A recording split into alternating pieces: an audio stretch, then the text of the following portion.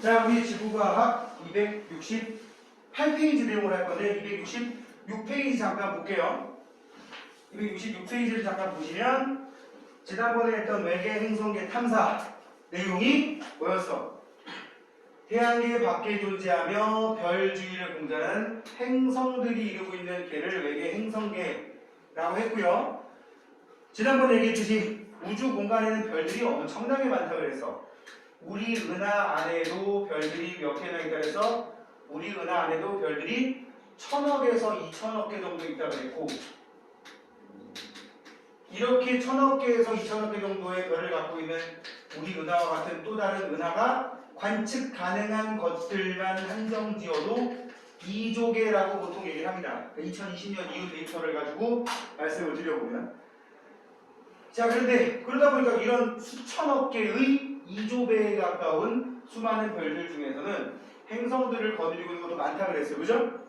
그래서 우리가 이 외계 행성을 알아보는 거는 이제 여러 가지 이유가 있다고 했는데, 태양이 아닌 다른 별 주위를 공전하고 있는 행성을 말하고 이 외계 행성을 탐사하는 방법 중에서는 행성을 우리가 관측한 지난번까지 얘기했던 별들에 비해서 무지하게 크기도 작고 스스로 빛을 내지 않기 때문에, 또 그런 이유로 매우 어둡기 때문에 직접 관측하는 거는 이제 최근 들어서 그 비율이 좀 늘고 있는 거고 거의 불가능합니다. 따라서 행성은 주로 간접적인 방법으로 탐사를 한다라고 얘기를 했는데, 지난번에 그래서 했던 게 뭐뭐 있었죠? 중심별의 시선 속도 변화를 이용해서 관측을 한다. 행성을 갖고 있으면 중심별이 미세하게 흔들린다 그랬지? 미세하게 흔들리게 되면 지구에 있는 관측자 입장에서 볼 때 중심별이 이렇게 움직이는 것처럼 관측이 되는 경우가 있고, 일시적으로 어떨 때는 관측자 입장에서 볼 때 멀어지는 걸로 관측이 될 때도 있다고 했고, 또 어떨 때는 관측자 입장에서 볼 때 가까워지는 걸로 관측이 될 수도 있다고 그랬어. 멀어질 때는 실제 이 별이 방출하는 에너지보다 파장이 길어지는, 파장이 길어지면 좀 약하게 관측되는, 에너지 측면에서 약하게, 가까워지게 되면 에너지 측면에서 강하게 관측되는 이렇게 적색편이, 무슨 편이? 적색편 E 또는 청색편 E, 이런 현상이 생기는 게 관측될 수도 있다고 해서, 그러면 이 행성, 이 별이 행성을 거느리고 있어서 미세하게 진동하는 거다라고 판단할 수 있다고 그랬지. 기억나세요? 그걸 우리는 시선 속도의 변화, 물리학적으로 이렇게 실제 파장에 대해서 적색편이, 청색편이가 생기는 현상을 별빛의 도플러 효과라고 얘기를 했었단 말이야. 그치? 이걸 통해서 관측하는 경우가 있었고, 그 다음에는 식현상을 이용하는 방법이라는 게 있었지. 중심별 주위를 공전하는 행성이 있다면 그 행성 때문에 무슨 일이 생길 수 있다? 행성 때문에 별의 밝기가, 앞에서 가려버리면 별의 밝기가 감소하는 경우도 생길 수 있다고 했는데, 이 밝기 감소가 주기적으로 발생하게 되면 이 녀석 주변을 돌면서 주기적으로 앞에서 알짱알짱대는 뭔가가 있구나 라는 걸 알 수 있다고 그랬습니다. 여전히 저기 아니야, 저기. 너 지금 저 카메라 찍히고 있다. 야, 흔들면 안 돼. 거기 앉아, 거기. 지금 내가 모습을 봐왔어. 유경은 모른다고 하니까. 유경이 안녕? 시골에서 잘 놀고 있지? 자, 그렇대요. 외계 행성의 존재를 알아보는 방법, 이렇게 밝기가 변하게 되는 과정을 우리는 생각할 수 있다고. 가리는 행성이 별보다 어두우니까 얘가 차지하는 면적만큼 이 별의 밝기가 줄어들 거 아니야. 그걸 이용해서 별의 밝기가 가장 어둡게 관측되는 그 지점이 주기적으로 나오면 주기적으로 이 별 앞을 지나다니는 행성이 있구나라고 하는 거 있다 그랬어, 그지? 그 다음에 세 번째가 뭐라 그랬지? 미세 중력 렌즈 현상. 두 천체가 같은 시선 방향에 있을 때 뒤쪽에 있는 천체에서 오는 빛이 앞쪽에 있는 별의 중력에 의해, 그러니까 이게 지금 미세 중력 렌즈라고 불렀어요. 뭐가? 여기 왼쪽에 있는 이게 미세 중력 렌즈 현상인데, 미세 중력 렌즈, 우리는 지금 여기 있는 별이 행성을 갖고 있는지 행성이 있는지 궁금해. 여기에 행성이 있는지 궁금해. 그런데 정작 관측하는 건 요 녀석의 밝기 변화를 관측을 한다 그랬죠. 이 녀석의 밝기 중에 극히 일부만 지구에 도달하게 되는데 앞에 이 행성을 혹시라도 갖고 있을 법한 별이 있다면 이 녀석의 중력 때문에 저 뒤에서 지구 쪽으로 안 올 빛들도 몇 개 끌어모아서 별빛이 저 뒤에 있는 먼 천체가 평소보다 훨씬 더 밝게 관측돼. 그래서 이 앞을 중심별이 지나가는 동안에 중력 효과로 인해서 저 뒤에 있는 별의 밝기가 점점 증가했다가 다시 감소하는 이런 형태로 나오는 현상을 중력 때문에 미세하게 밝기가 변한다. 빛을 끌어모은다. 그래서 미세 중력 렌즈라고 하는데 행성을 이 가운데 있는 별이 행성이 만약에 없다면 뒤에 있는 별의 밝기 변화가 이렇게 매끈하게 나오는데 반면에 혹시라도 행성이 있다면 이 행성에 의한 중력 효과가 추가가 돼서 매끈한 곡선이 중간에 불규칙하게 나타나는 그런 현상이 생긴다고 했어. 그러면 행성의 중력의 영향이 추가로 됐으니까 이거 행성이 있는 거구나. 이런 세 가지 방법이 있다고 그랬고 그 다음이 마지막으로는 직접 관측, 촬영하는 방법이 있다고 그랬습니다. 중심별의 밝기가 행성에 비해서 매우 밝기 때문에 뭐하기 때문에? 매우 밝기 때문에 중심별을 가리고 요거 긁어놔야 돼. 중심별을 가리고 나서 행성을 찾는다. 꼭 기억을 하세요. 지금 여기도 조명을 보게 되면 조명 옆에 불빛이 있고 조명 옆에 어떤 뭐 조그만 날파리들이 보일 수도 있을 법한데 걔들이 안 보이지. 근데 저 별빛을 형광등 빛을 되게 완전 세대. 형광등 빛을 진짜 세대. 응? 형광등 빛을 만약에 가려버리면 주변에 형광등 빛의 밝기 때문에 안 보이는 부분이 보인단 말이야. 그런 것처럼 직접 관측할 때는 주로 어떤 방법을 쓴다고요? 중심별을 밝기를 거의 안 보이게끔 그렇게 해놓고 관측을 하는 게 원칙이라는 거 기억을 합시다. 중심별을 가리고 저거 꼭 기억하시고 밑에 나와 있는 외계 행성의 탐사 목적은 뭐라 그랬지? 지구 안에 있는 우리 인간의 활동 영역을 우주로 넓히기 위해서이다 라고는 나와 있지만 선생님이 뭐라 그랬지? 돈 때문에 그래서 돈 때문에 기억나죠? 이렇게 외계 행성을 탐사해보면 지구와 같이 크기가 작고 암석 없는 행성을 찾기 노력을 하고 있는데 아직까지는 큰 행성 위주로 찾을 수밖에 없어. 그죠? 커야지 눈에 잘 띄니까. 그래서 최근 들어서는 이게 뭐라고 되냐?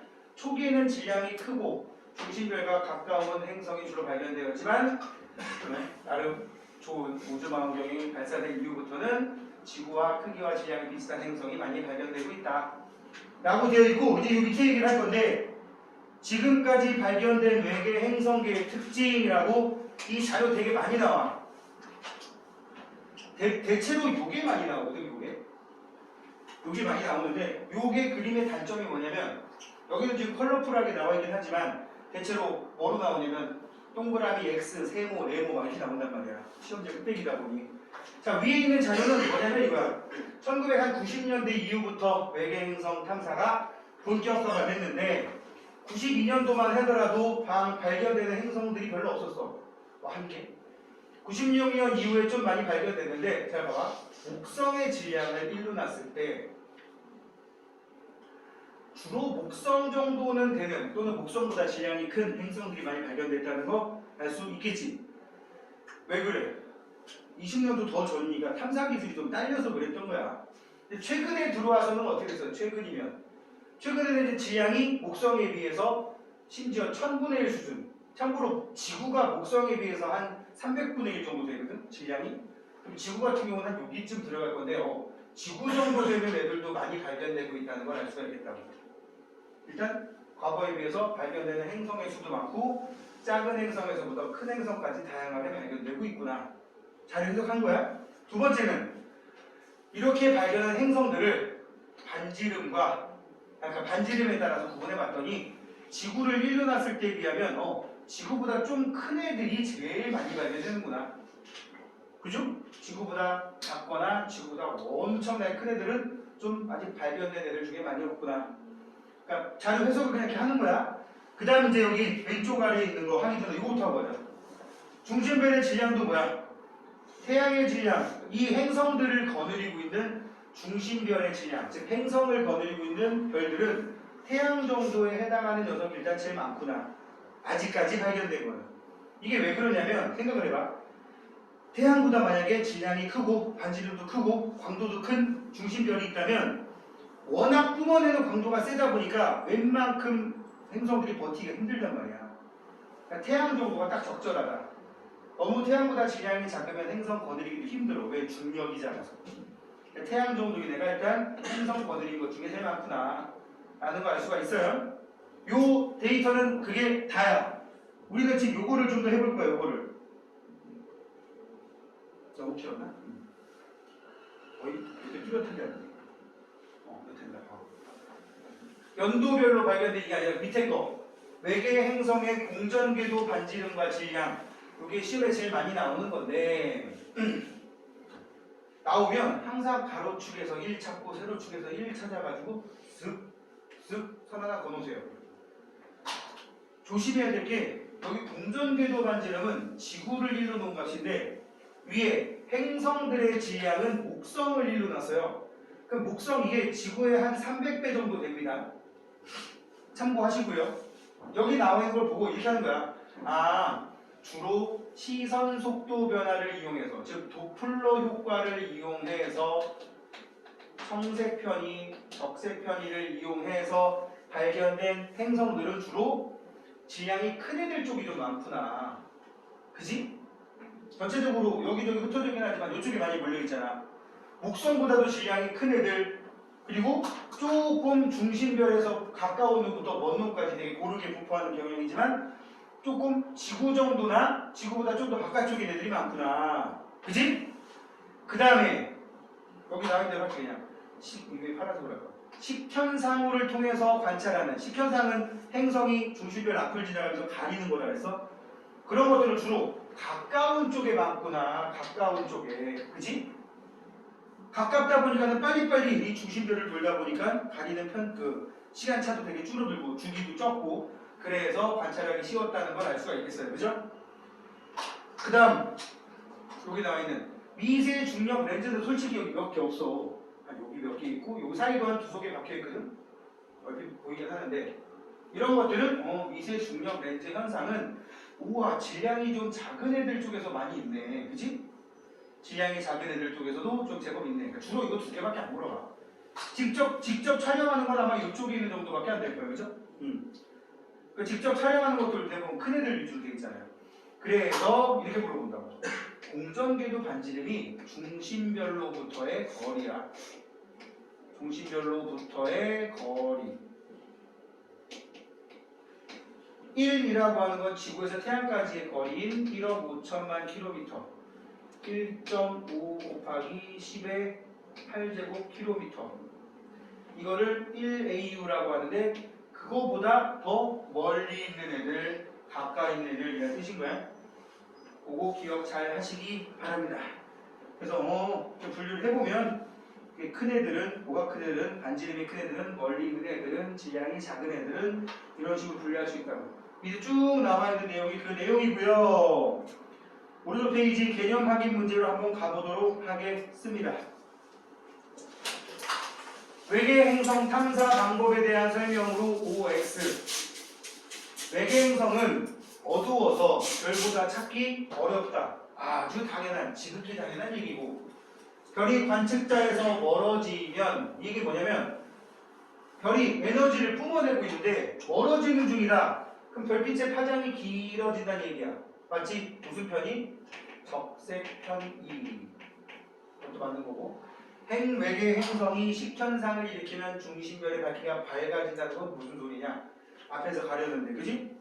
미세 중력 렌즈 현상을 이용하여 행성을 발견하려면 미세 중력 렌즈는 배경별, 멀리 있는 별, 거리가 먼 별의 밝기 변화를 관측을 하는 거라고. 뭔 갑자기 파장 변화야. X가 되겠지? 그지? 자, 그 밑에 외계 행성을 탐사하는 방법을 나타낸 것이다. 행성과 중심별 중에 A, B에 해당하는 걸 각각 쓰래요. 공통 질량 중심을 중심으로 둘이 같은 방향으로 같은 주기로 공전하고 있는데 안쪽에서 돌고 있는 게 당연히 별이고 바깥쪽에서 도는 게 행성이겠지. A가 중심별, B가 행성이 되는 거예요. 아주 지극히 당연한. 그지? 그럼 물어볼까? 공전 속도가 빠른 애가 누굴까? 별 A와 행성 B 중에 B요. B가 빠를 수밖에 없는 이유는 먼 거리를 도니까. 예를 들어 이거 한 바퀴 삥 도는데 1년 걸린다. 그럼 얘는 1년 만에 이만큼 도는 거지만 얘는 1년 만에 이만큼 돌아야 되니까. 그지? 따라서 속도 자체는 B가 더 커야 돼. 됐지? 그럼 여기 한번 생각해보자. 여러분들 물어봅시다. 지금 지구에서 지금 천문대 같은 데서 관측 중이야. 돌아가는 방향 보니까 반시계 방향이야. 중심별 A에서는 무슨 편의가 나타날까요? 자, 얘기해봐. 가까워지잖아. 무슨 편의? 청색 편의. 그지? 지금 얘기한 거야? 마스크를 가려가지고 마스크도 전혀 안 움직이고 막 소리가 나. 청색 편의. 민성. 그러면 중심별이 여기에 있으면 행성은 여기 있을 테니까 행성은 지구에서 멀어지는 중이겠지. 그럼 행성에서 무슨 편이? 안 나타난다고. 아, 했으면 나빴을 텐데. 행성에서는 안 나타난다는 거 꼭 명심하세요. 오케이. 제대로 대답 잘했습니다. A가 지구에 접근하면 스펙트럼 파장이 짧아지는 청색 편이 나타납니다.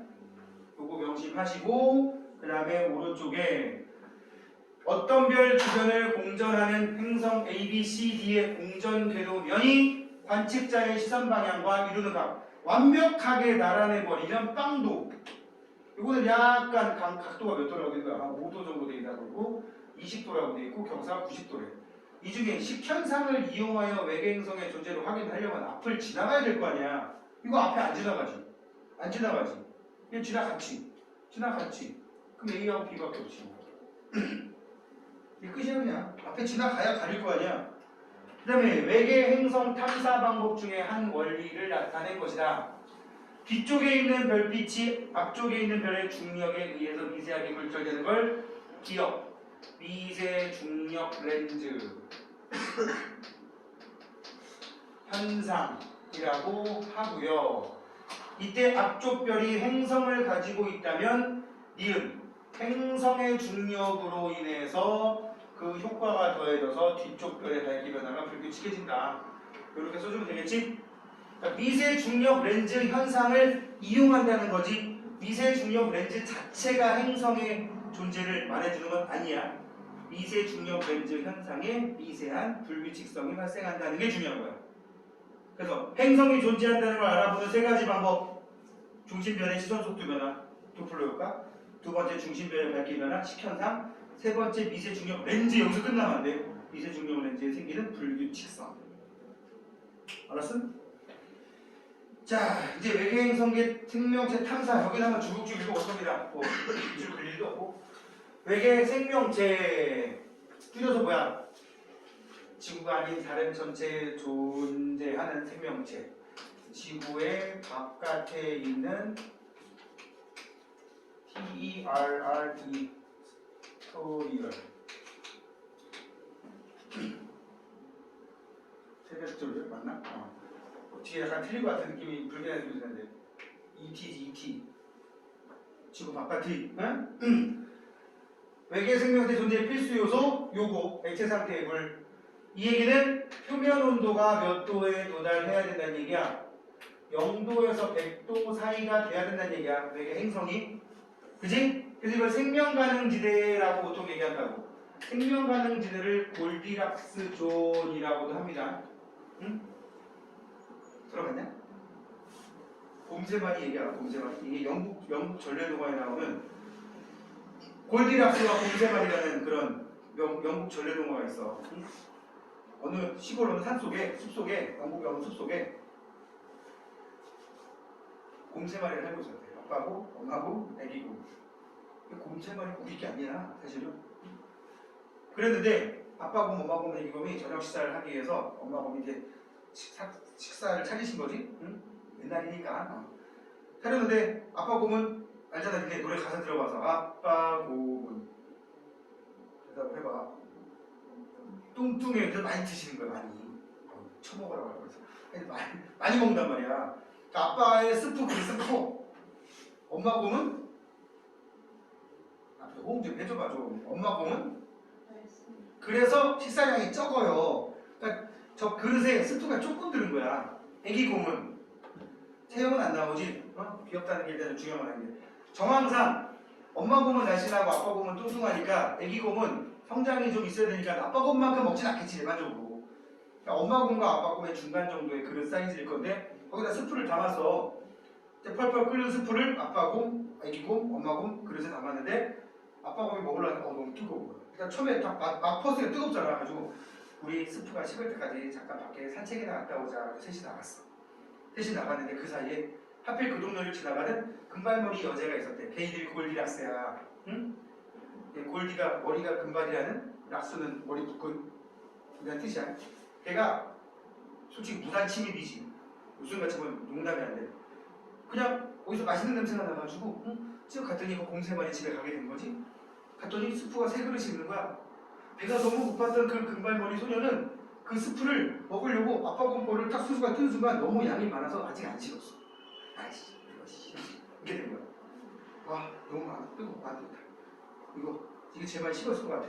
근데 엄마 곰 거 제일 양이 적은 스프를 먹더니 다 식었어. 그래서 가장 적당한 아기 곰거를 퍼먹었다 라는, 그래서 가장 적당한 바운더리, 그 영역이라는 의미로, 그래서 이 골디락스, 골디야 이거, 골디락스 존이라는 용어를 실제로 천문학에 씁니다. 응? 시중에 있는 문제집 중에 이거 나와 있는 이 글자가 딱 나와 있는 문제집이 딱 하나 있어. 출판사를 모르겠어서 얘기를 못하겠어. 하여튼 내가 여러 권의 책을 갖고 있는데 딱 한 권에 이게 써있더라고. 생명가능지대, 적당한 온도를, 적당한 온도라는 건 이거지. 적당한 온도를 갖게 되는 그 지대를 골디락스 존이라는 용어를 쓰기도 한다고. 중심별 주위에서 물이 액체 상태, 이거잖아 이거. 거리 영역으로 중심별의 광도에 영향을 받는다. 뭐 뜻이냐면 중심별의 광도가 크면 멀리 가야지만 0도에서 100도.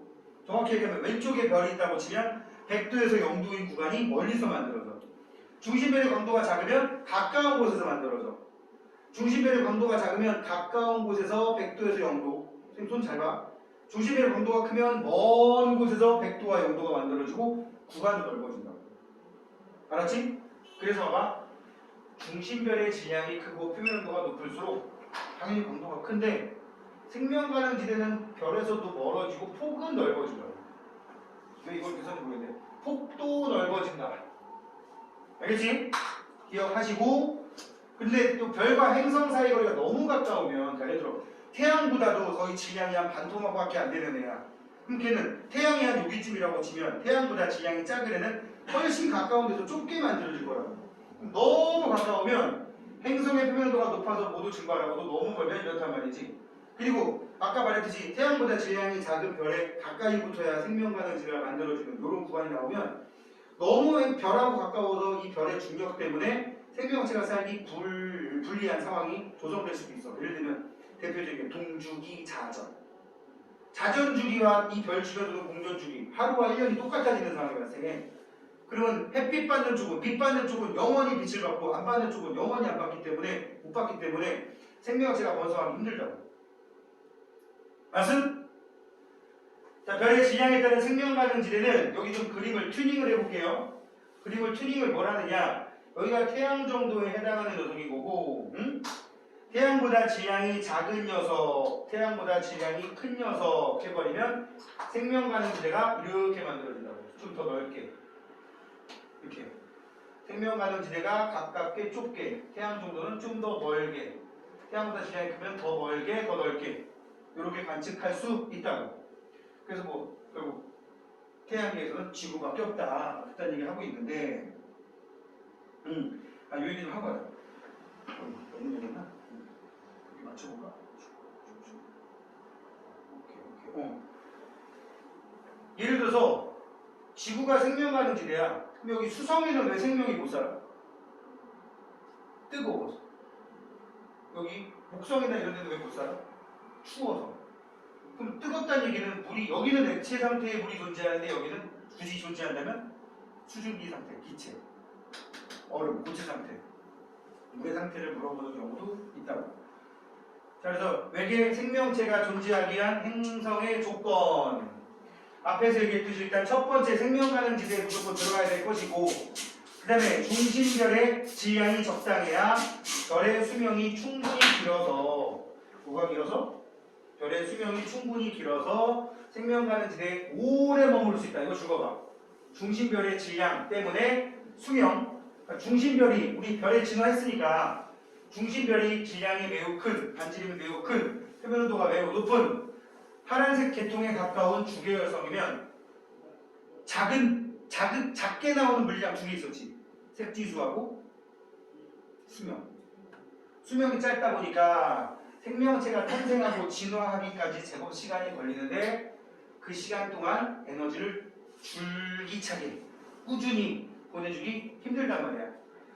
중심별의 질량이 매우 크면 여기 봐봐. 수명이 짧아지므로 생명체가 탄생하고 진화할 시간이 부족하다. 참고로 지구상에도 지구가 만들어지고 나서 생명의 싹이 트기까지 거의 7억 년에서 8억 년 정도 걸렸어요.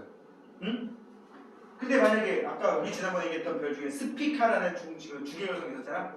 스피카 수명이 1000만 년도 안 돼. 뭐 생기겠어? 그래서 안 된다고. 중심별의 질량이 매우 작으면 너무 수명이 길어서 좋은데 별의 중력을 아주 크게 받기 때문에 자전 주기가 길어져서 공전 주기가 같아지므로 이걸 아까 선생님이 얘기한 동주기 자전이라고 부릅니다. 밤낮의 변화 없어지면서 생명체가 살기 힘들고, 그래서 생명체가 살려면 적절한 두께의 대기, 이 대기는 보호막 역할을 할 수도 있는 거야. 어느 정도 보온해주는 역할을 하지만 이런 자외선을 차단한다든지 적절한 온실 효과를 일으킨다든지 계속 온도를 알맞게 유지하고, 대기가 있어야 밤낮의 온도차가 줄어든단 말이지. 또 지구의 자기장 때문에 생명체가 탄생하는 계기가 된단 말이야. 외핵과 내핵 사이의 상호작용으로 전자기류가 생기고 내핵에 흐르는 전류로 지구는 자기장이 발생해 있죠. 그 자기장 때문에 우주에서 날아오는 해로운 입자들, 해로운 광선들이 자동으로 차단된다고. 벤 앨런대라고 하는 자기장지대가 지구에 있어요. 그러니까 지구가 이렇게 있으면 지구 자전축 이렇게 있잖아? 그러면 우리 눈에는 보이지 않지만 이렇게 보호막이 차 있어가지고 태양에서 오는 해로운 광선들을 띵띵띵띵 끊어주고 있다고. 이게 웃기는 게 뭔지 알아? 이 보호막 여기에 전하들 띈 입자들이 거의 빛의 속도에 가깝게 계속 고속으로 남극과 북극을 왔다 갔다 하고 있거든? 전하들 띈 입자들이 이거 어디서 날아온 건지 알아? 태양에서 날아온 거야. 태양에서 날아온 입자가 지구 자기장에 붙잡혀서 보호막 만드는 데 쓰인 거야. 이걸 굳이 의인화하면 40억 년 전에 태양에서 날아온 애들이 30억 년 전에 날아온 애들이 지금 날아온 애들을 막고 있는 거야. 선배가 후배 길을 막고 있는 것이. 알겠지? 그럼 좀 이쁘게 안 되냐? 여기서 그만 죽을 일이야.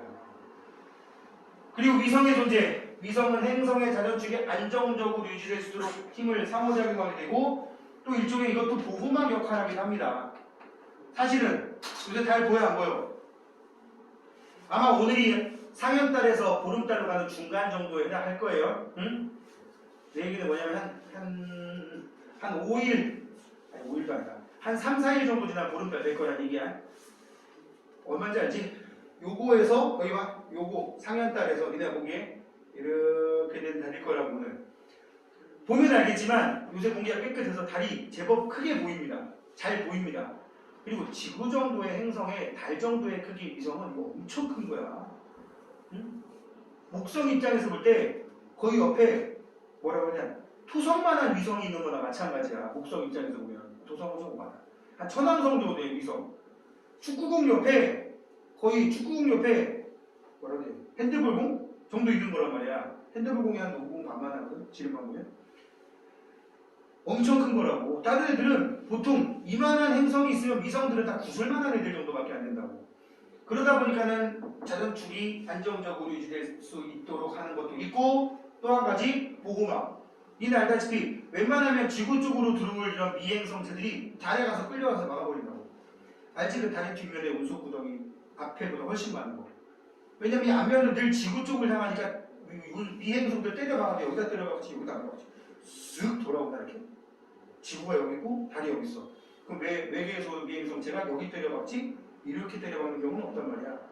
극히 일부가 지구에 떨어지는 거야. 알겠냐?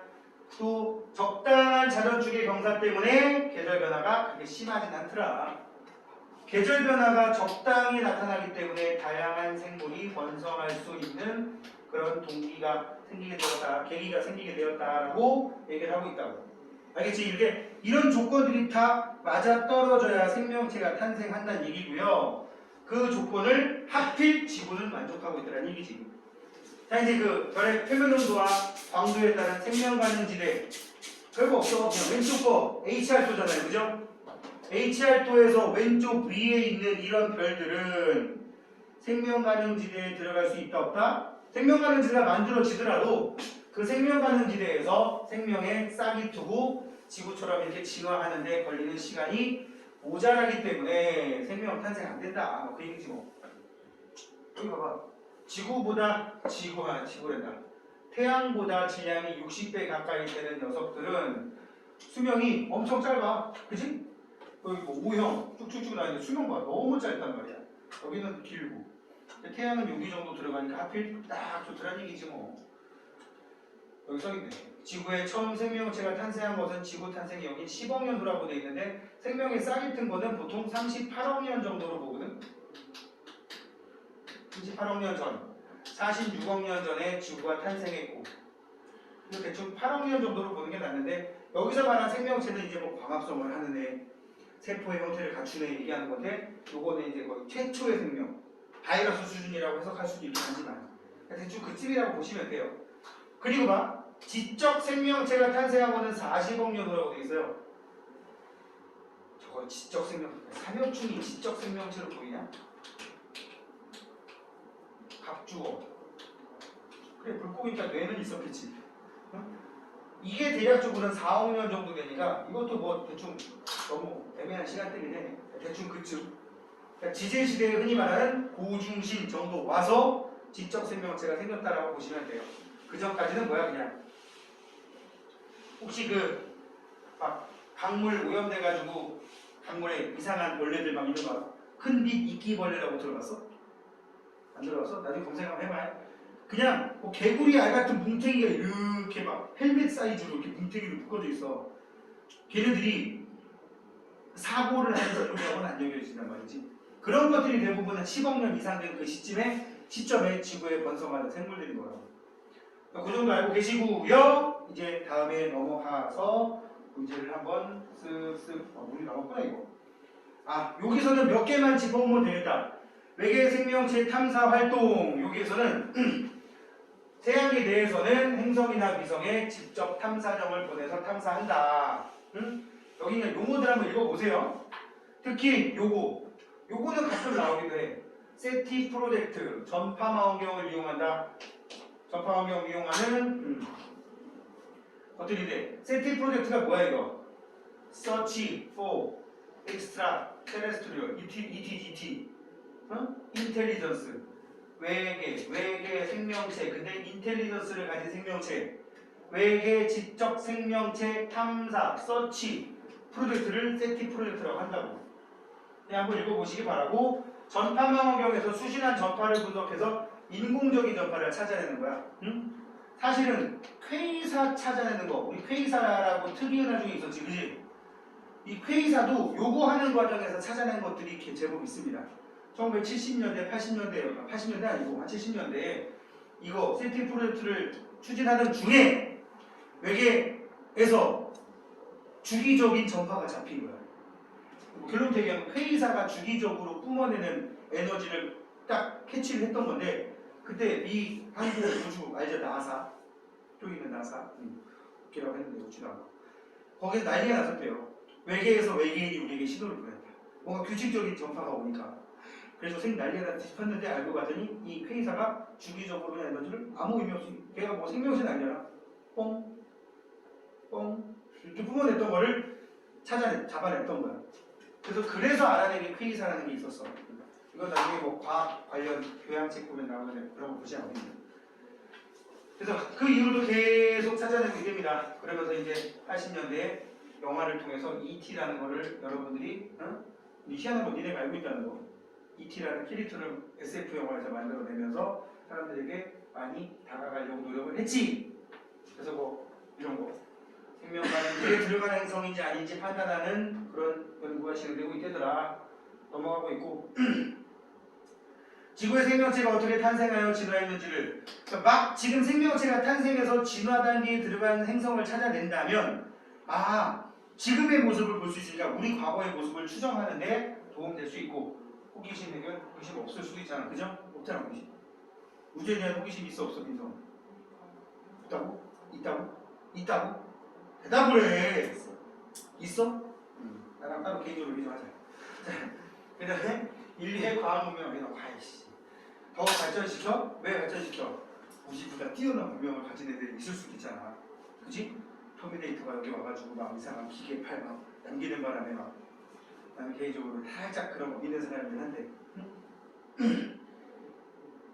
자, 그 다음 페이지 태양계 행성 중에 지구에만 생명체가 존재하는 까닭 다행이지 뭐 넘어가시고 지구가 생명체가 살기에 딱 적당하더라는 얘기가 되겠고요.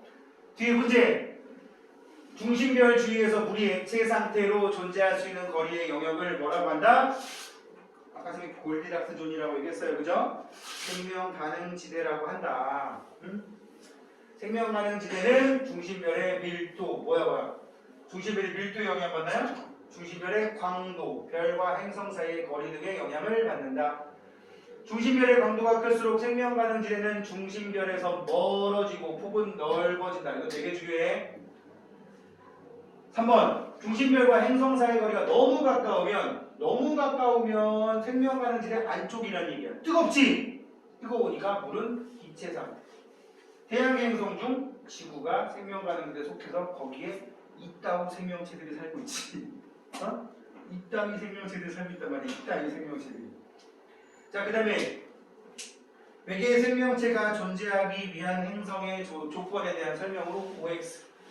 행성이 중심별에서 멀수록 생명체가 존재할 가능성이 크니까 적당해야지. 고체 상태의 물? 안 된다니까. 중심별의 지속도 빨라면 안 된다니까. 중심별의 투명이 충분히 들리면 좋지. 적절한 두께의 대기, 자기장까지.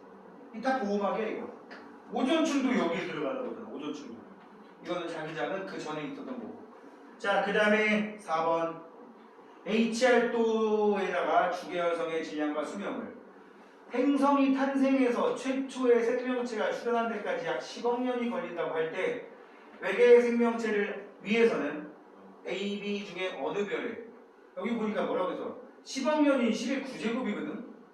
그럼 A는 안 돼. A는 10의 7제곱이면 1000만 년밖에 안 되잖아. B지 B. 당연히 B.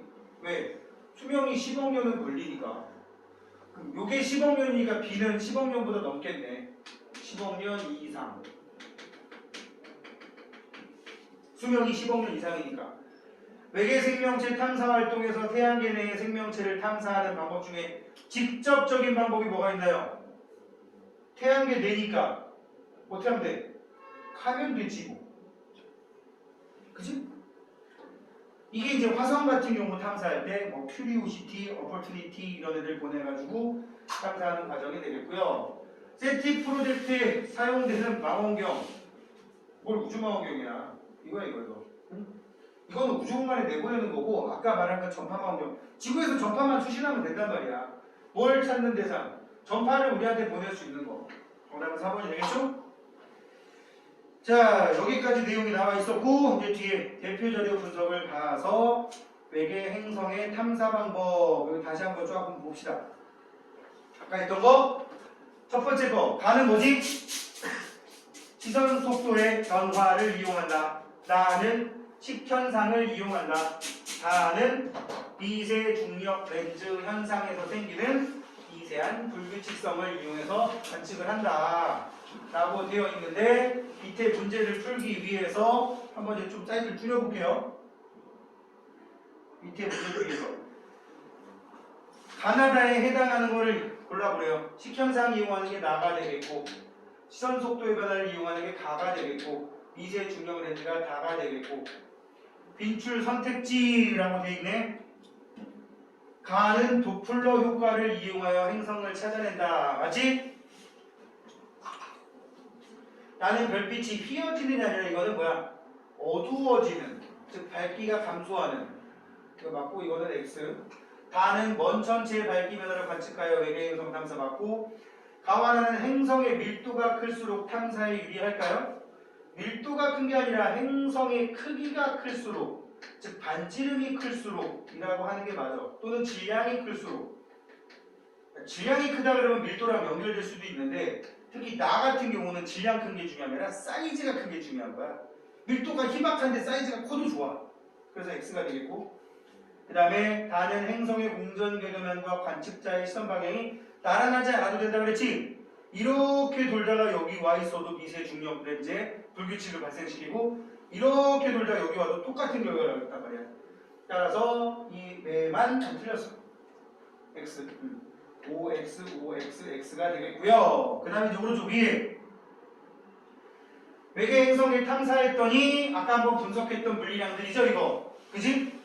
가에서 외계 행성 발견에 가장 많이 이용된 탐사 방법 두 가지를 쓰라 그러면 시선 속도 변화와 식현상이라는 이 두 개라는 걸 알 수가 있습니다. 그죠? 그다음에 나에서 외계 행성이 가장 많이 발견되는 중심면의 질량은 1에서 1.4 정도 되니까 1이지 1. 중심별의 질량은 태양 질량의 1이 어디 들어가? 1이 어디 들어가? 여기 0.2, 0.6, 여기 1, 1.4니까 0.8에서 1.4 여기 들어가겠네. 그치? 자, 그 다음에 요거 빈출 선택지로 지구보다 큰 공전궤도 반지름을 가진 외계 행성들은 대체로 질량이 큰 애들이 많이 발견되는 거 있었지? 오른쪽 위에 있는 애들 쭉 봐봐 얘들 질량이 큰 애들 대부분 오른쪽 위에 있었단 말이야. 그 다음에 외계 행성의 공전궤도 반지름은 시선 속도 변화보다 식현상을 알아내는 게 식현상을 통해서 알아내는 게 주로 앞쪽에 있었지 그지? 따라서 크다 틀렸고 지금까지 태양과 질량이 비슷한 면에서 외계 행성이 가장 많이 발견되었다. OX5가 되겠네요. 이제 그 뒤에 넘기면 생명 가능 지대가 나옵니다. 그죠? 중심별 주계열성일 때 질량에 따른 생명 가능 지대. 생명 가능 지대는 밑에 문제. 생명 가능 지대는 중심별 중에서 물이 액체 상태로 존재하는 거리의 영역이다. 별의 질량이 클수록 광도가 크다. 별의 광도가 클수록 생명 가능 지대는 그래서 별에서 멀어진다라는 거. 그 다음은 이 태양계 행성 중에서 생명 가능 지대에 포함된 거 지구가 지구를 넘어가고 중심별의 광도가 클수록 폭이 넓어진다. 오케이. 질량이 클수록 생명 가능 지대 생명체가 존재할 수 있는 행성의 거리가 이거지 거리. 거리는 점점 멀어져야 됩니다. 그죠? 틀렸고 생명체가 존재하려면 중심별 수명이 충분히 길어야 한다. 맞았고 시간 지나도 변하지 않는다. 틀렸어요. 참고로 태양계에서도 한 20억 년 정도 경과하게 되면 지구도 생명 가능 지대에서 벗어날 수 있다고 합니다. 뭐 기출문제 같은데 많이 보면 많이 제시가 돼 있어서 그냥 언급을 해봤어. 그러면 꼭 그런 얘기하면 걱정하는 애들이 있습니다. 선생님 그러면 20억 년 전에 우리는 어떻게 해요? 뭐 어떻게 해요? 그지? 쓸데없는 걱정이죠? 그걸 왜 걱정할까? 근데 걱정할 애들이 많더라. 걱정되니 소람아? 네가 더 걱정이 돼. 지금의 너가. HR도의 별의 질량과 수명을 나타낸 겁니다. 그림에 나타난 별의 물리량 사이의 관계를 이용하여 알맞은 써보래요. 지금 분광형이 나와 있어, 그죠? 이쪽으로 갈수록 표면 온도가 높다. 니은으로 갈수록 낮다. 광도는 크다. 광도가 작다. 여기는 별의 수명 짧다. 여기는 별의 수명 길다 라고 쓰면 되겠지? 그죠? 뭐 이거는 뭐 뻔한 얘기잖아. 그래서 여기는 스피카 같은 경우 봐봐. 10의 7제곱이면은 1000만 년밖에 안 되는 거야. 주계열성으로 있는 기간이 1000만 년밖에 안 돼버리면 죽으란 얘기지. 생명체 절대로 못 태어나지. 프록시마는 광도가 매우 작기 때문에 프록시마 어디 있었냐? 제일 오른쪽 아래 있었네. 프록시마는 광도가 매우 작기 때문에 제일 오른쪽 아래 있었지. 생명가능질에 속하기 위해서는 프록시마로부터 거리가 가까워야 그나마 액체 상태의 물이 만들어질 수 있는 거라고. 반면에 스피카는 수명이 짧아. 스피카를 중심으로 생명체가 탄생하고 진화할 시간이 부족하다. 별의 질량이 클수록 수명이 길다. X. 스피카보다 프로키온을 중심별로 하는 행성에 지적 생명체가 존재할 가능성이 그건 그렇지. 수명이 기니까. 바너드별을 중심별로 하는 행성이 적당한 온도를 가지려면 별에서 멀리 있어야 된다. 뭐라고 했냐 여기? 바너드별이면 바너드별 여기 적당한 온도를 가지려면 별에서 멀리 있어야 된다? 꼭 그런 건 아니지. 이건 가까워야겠지. X. 그러니까 여기 보면은 프로키온, 바너드별 뭐 이런 별들 주계열성 이름 중에 낯선 것들 나와. 몰라도 돼. 그냥 HR도상에서 위치를 보고 태양보다 왼쪽 위에 있는지 태양보다 오른쪽 아래에 있는지만 확인하면 되는 거라고. 알겠죠? 자, 잠시 쉬었다가 뒤에 내신 만점 문제 가도록 하겠습니다.